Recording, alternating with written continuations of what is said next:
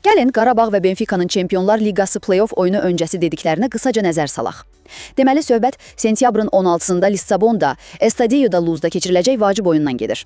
Hər iki komandanın məşqçisi və oyunçuları oyun qabağı danışıblar. Bilirsiniz, Qarabağ üçün bu uzun müddətdən sonra play-offa qayıdışdı, Benfica isə öz meydanında böyük ümidlərlə çıxış edəcək. Gəlin baxaq, vəziyyət necədir?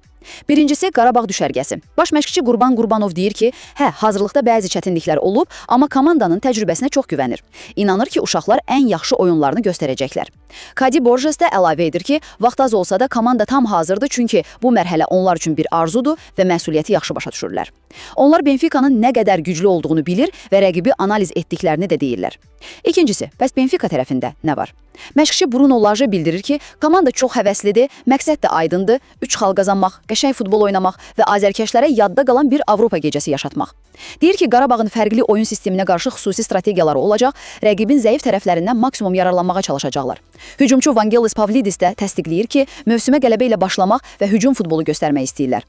Yəni, qısası, hazırlıq şəraiti fərqli olsa da hər iki komanda meydana ancaq və ancaq qələbə üçün çıxacaq.